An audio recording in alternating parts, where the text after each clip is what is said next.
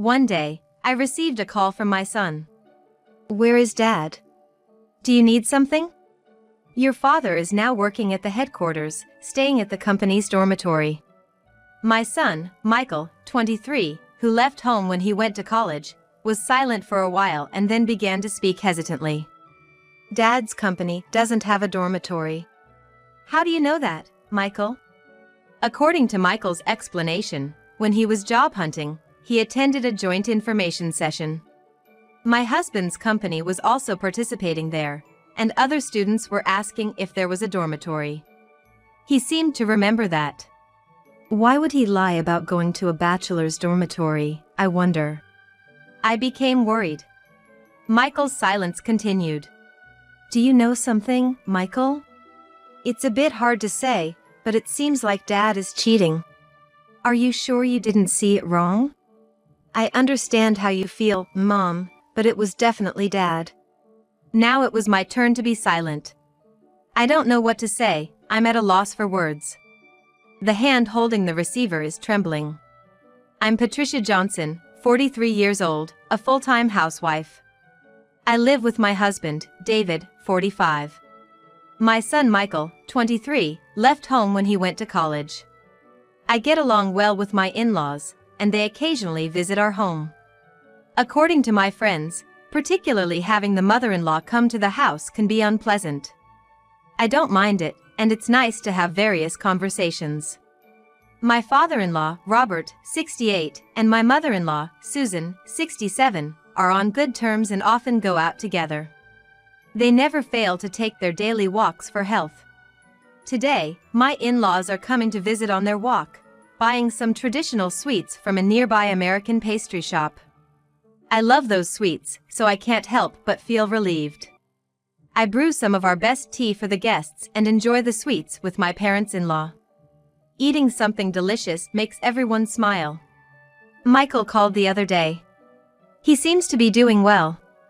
I wonder how he's doing as a working person. I'm worried. Michael will be fine. He's responsible and a caring person. He's the type that everyone loves. I hope so. Patricia, I know you're worried, but Michael is a fine adult now. Michael's always been close to them. Since college, he has been regularly contacting his grandparents. He's a thoughtful child. He always calls me at 8:50 p.m. I wondered why. Noticing my curiosity, my father-in-law began to explain. He probably watches TV dramas from 9 p.m., right? So he calls during the commercial break. If it's past 9, it's in the middle of the drama, and that would be inconvenient. I thought that made sense. He was being that considerate. I think he'll do well in the company. That night, I told my husband that his parents had come over. But his reaction was indifferent. I can't help but think sarcastically. Is he still in his rebellious phase? He doesn't seem to get along well with his in-laws. He ended the conversation with a simple, "I see." And that was it. My in-laws are friendly and gentle. It's hard to believe that my husband came from these parents.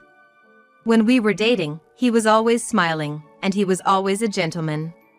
He would always walk on the street side when we were out together, but my husband changed completely the moment we got married. With an arrogant tone, he almost says, "I'm the one supporting you." Such an arrogant attitude. I don't know if my deceiving husband is the bad one, or if I was foolish not to see through him. I think the only thing keeping us together now is our child. But strangely, my husband seems in a good mood today. I got a position at the main office in the spring personnel changes. My luck is finally turning around. That's good for you. I was also pleased for another reason. I thought he might increase our living expenses if his salary went up. My husband hands me only the living expenses, and he takes care of the financial management himself. I don't even know how much he earns.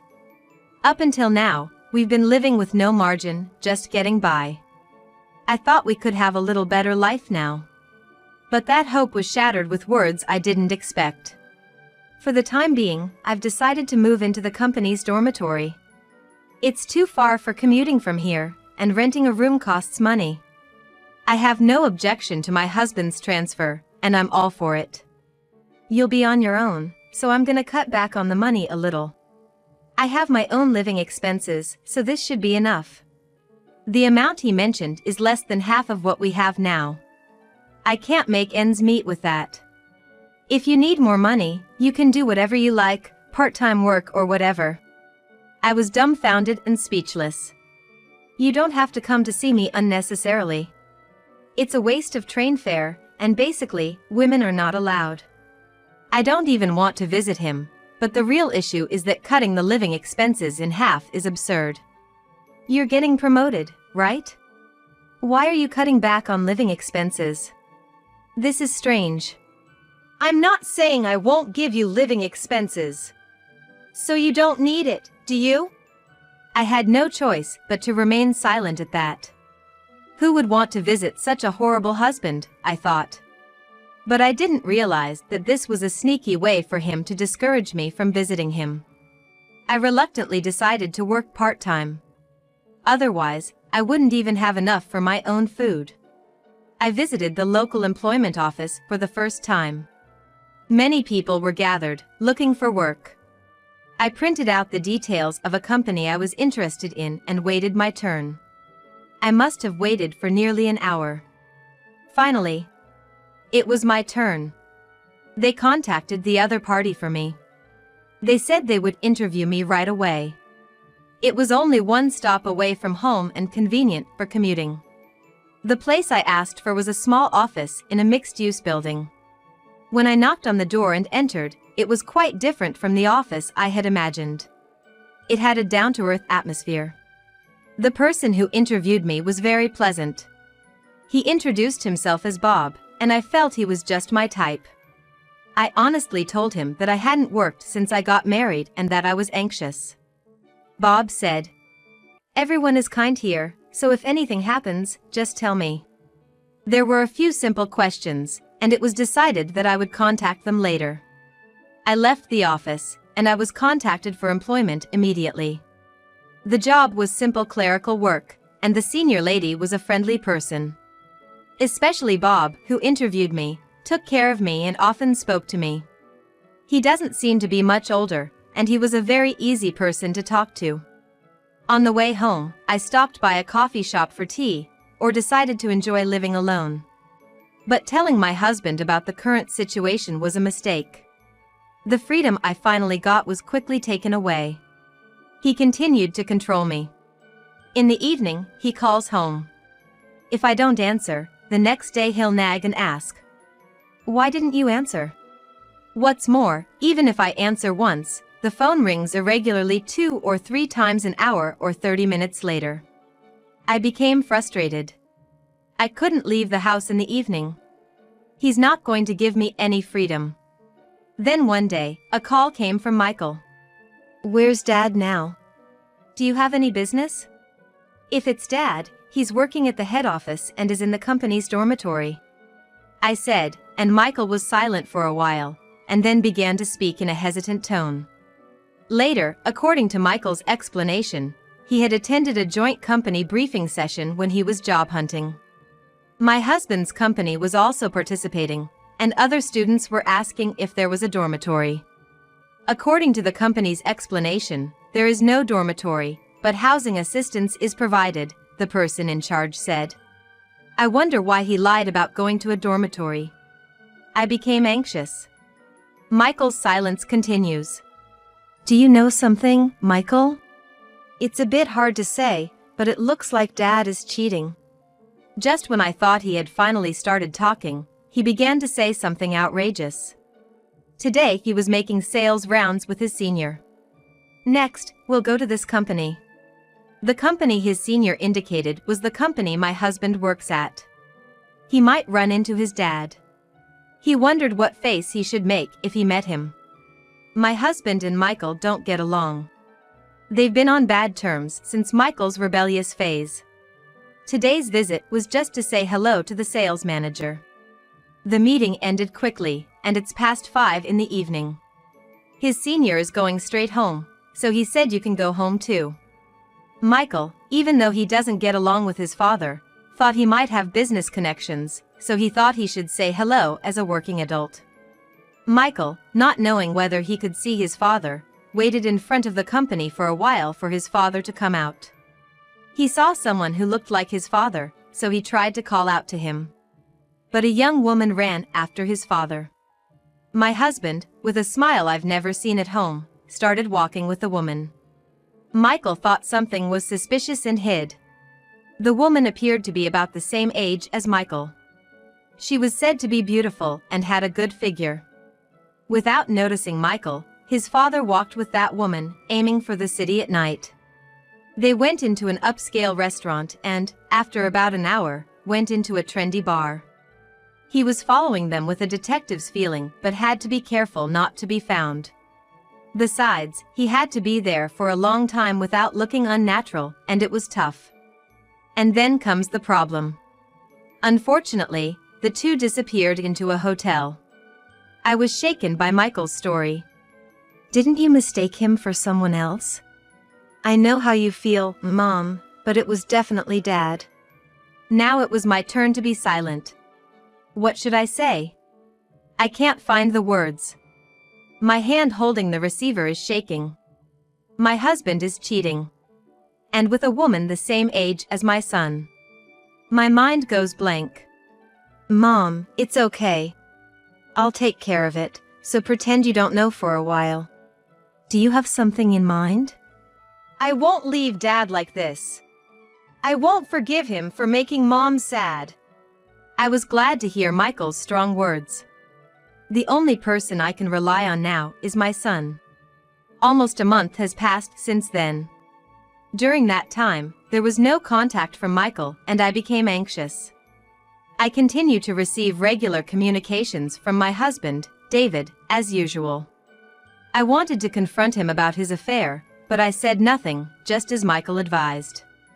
The thought of a young woman, particularly one around Michael's age, going to a hotel with David makes my head spin in anger. I dream of the two of them mocking me. You're no longer needed, old hag. Just go away and don't appear in front of us. I don't want to see your miserable face anymore. How many times have I had the same dream? Each time, I wake up, groaning. Even at work, I find myself dozing off. Patricia, you look pale. Are you feeling unwell? I haven't been sleeping well lately. I'm sleep deprived. You must have insomnia. Is something bothering you? I couldn't tell the truth and gave only vague answers. I was going through such unsatisfying days when I received happy news from Michael. He had bought presents for everyone with his first paycheck and wanted to throw a party. It seems he wants to gather at his grandparents' house over the weekend and hand out the presents. You didn't have to go to all this trouble, but I'm glad. I feel that Michael has really become an adult now. I can't give you anything grand, but look forward to it. David hasn't mentioned anything about his affair. I didn't bring it up either, as I didn't want to dampen the celebration. On the day, I went to my parents' house early to help prepare the food for the party. I can't believe he's already working. It feels like he was just carrying his school backpack yesterday. Time flies. We're also getting older before we know it.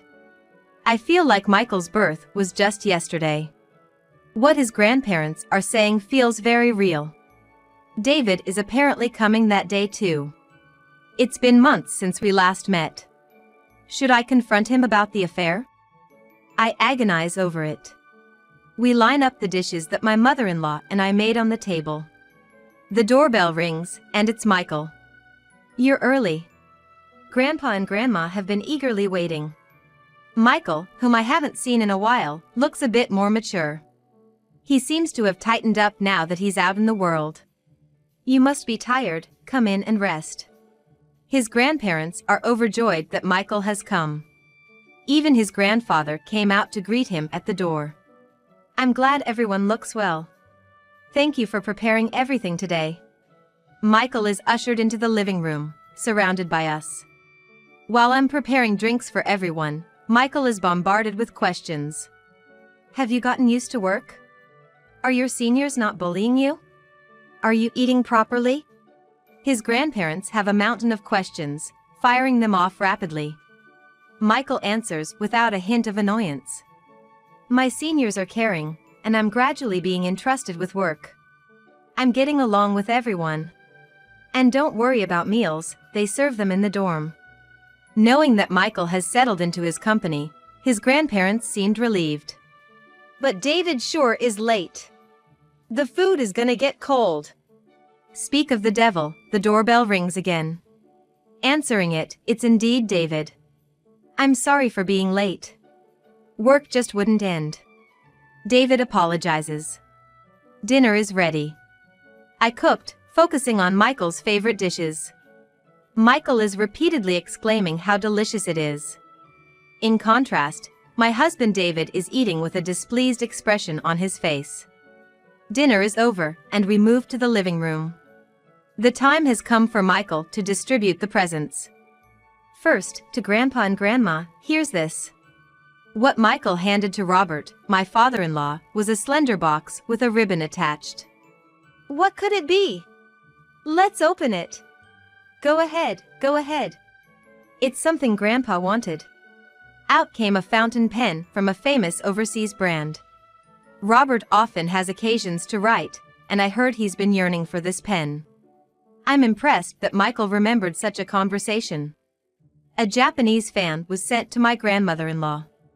A delicate design is carved into it. It looks quite luxurious. It's a must-have in the summer, right?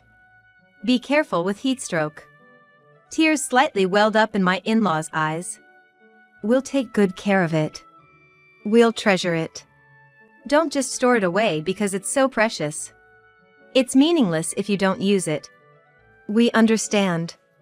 We'll definitely use it. This is for you, Mom. It was an elegant brooch. Let's go shopping for clothes together next time. I'll find something that matches this brooch. I feel like tears are going to overflow. My husband David was watching us with cold eyes. I wonder what you're going to give me. I'm looking forward to it. Then, Michael's expression changed dramatically. This is for you, Dad. And Michael handed David a large envelope. David spread the contents of the envelope on the table with a puzzled look. Several photos came out. As soon as he saw those pictures, the blood drained from David's face. He tried to hide the photos in a hurry, but it was already too late. What is this? David glared at Michael. It's not a prank. There's a report inside the envelope, Michael said. Michael took the report out of the envelope. It detailed David's actions. The other woman was Shelby, a 24-year-old colleague in the same department as David. Shock and anger welled up. What are you doing? Having an affair with a woman not much older than your son? Are you out of your mind? Robert angrily questioned David with a filled voice. David shrank back. Normally a gentle person, when angry, he radiated an intense vigor. You spend your salary on this? Use it on something better. David had no excuse and began shouting nonsense. Anger and confusion enveloped the family. It's Dad's fault for using money like this. Apologize to Mom. My mother-in-law Patricia raised her voice and started to cry. I raised him wrong, so he became like this. Patricia, forgive me. It's not your fault, Susan. I helped her up. It's partly my fault too, Susan. You didn't do anything wrong. David, explain yourself. David, seemingly resigned, began to talk about his affair. He said Shelby had joined the company the year before last. David had become in charge of her as the trainer for the new employee. At home, David was blunt, but outside he always portrayed a cheerful man, never without a smile. It seemed only a matter of time before Shelby was attracted to such a David. Perhaps she was influenced by David's behavior, and a little crush had developed. She seemed to find young men unsatisfactory. She was attracted to David, who was a bit of a bad boy, probably because of her family background. Shelby grew up in a single-mother household, probably longing for a fatherly figure in her life. Maybe she was waiting for an invite from her husband. It seems they became romantically involved quickly. It appears she really did get a job at the corporate office. They started living together after renting an apartment. To afford the apartment, they had to cut down on my expenses. He was worried I'd cheat on him because he was cheating on me. This resulted in those persistent evening calls. Even though he was cheating, he couldn't bear the thought of me doing the same. Such a selfish way of thinking, in my opinion. Though I never had any intention to cheat on him. I'm cutting ties with you. I'll hire an excellent lawyer for Patricia, and I'll make sure you pay the maximum amount in property division. Get out of this house right now. In the face of Robert's anger, my husband fled like a scared animal. Robert and Susan kept apologizing to me.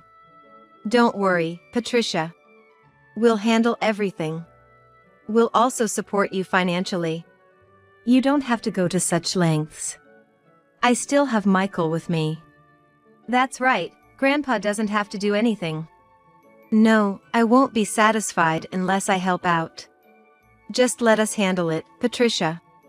In reality, I didn't even have money for a consultation with a lawyer, so I had no choice but to rely on their offer. Everything progressed smoothly.